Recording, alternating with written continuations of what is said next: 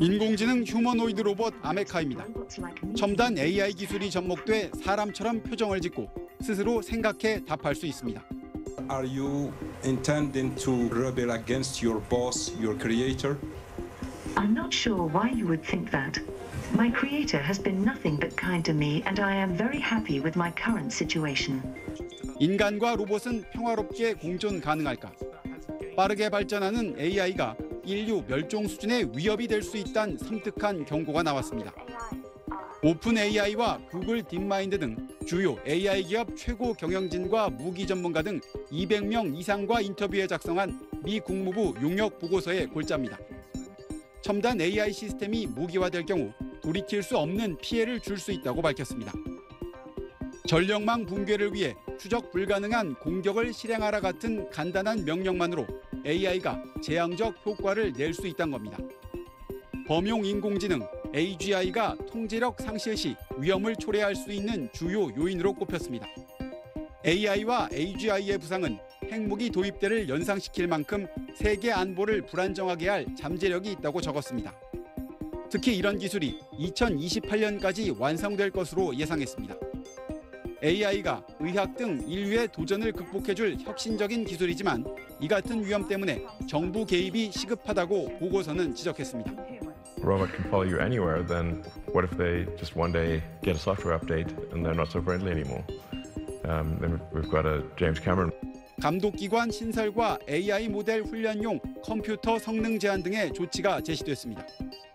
미 국무부는 AI를 계속 평가할 것이며 보고서가 미 정부의 견해를 대변하진 않는다고 밝혔습니다.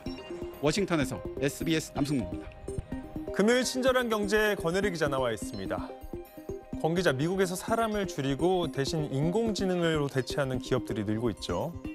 네, 올 들어서 지난 여름까지 미국에서 인공지능 때문에 감원되거나 해고된 경우 4,000명 정도에 이른다는 집계가 있습니다. 네. 미국 IBM은요, 앞으로 몇 년 안에 인공지능이 대체할 수 있는 자리는 채용을 아예 중단하거나 축소할 계획이라고까지 밝혔습니다.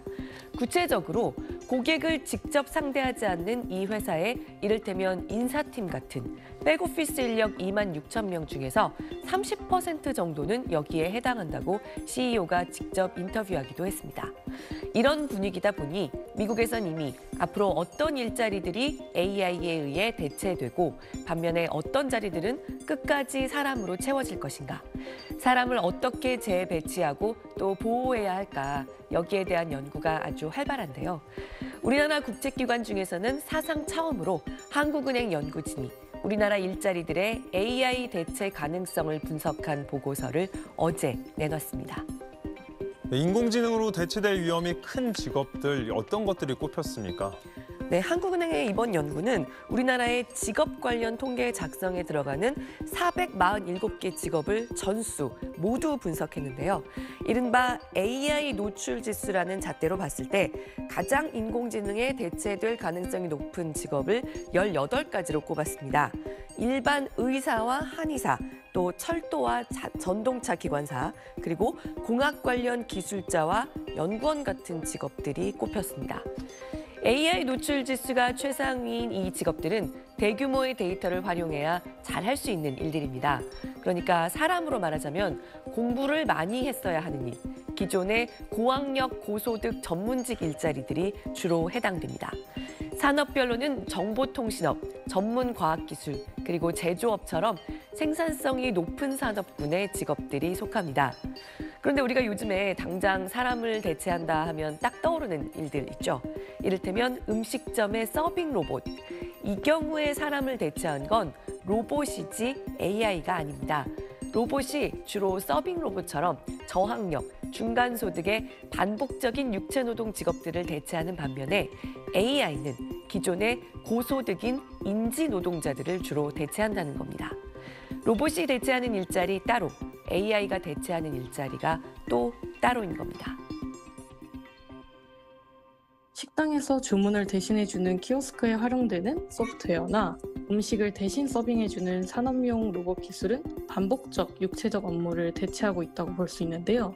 반면 배달 어플에서 메뉴와 식당을 추천해주는 개인 맞춤형 서비스에 포함된 AI 기술처럼 AI는 사람이 생각하여 결정 내려야 하는 비반복적, 인지적인 분석 업무도 수행할 수 있다는 점이 차별화되는 점입니다.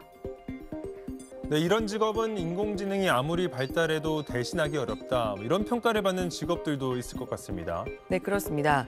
AI 노출 지수가 가장 낮은 직업, 그러니까 사람이 언제까지나 할 것 같은 직업으로는 가수와 성악가 같은 노래하는 직업, 그리고 경호원과 청원경찰, 경비원, 건물관리원 같은 직업들이 꼽혔습니다. 목사나 승려 같은 종교인, 또 대학 교수도 AI에 대체될 가능성이 가장 희박한 직업에 속했습니다. 대면 접촉이 필요하고 사람과 사람 사이의 관계를 형성하는 게 중요할수록 AI로 대체되지 않을 거란 분석입니다.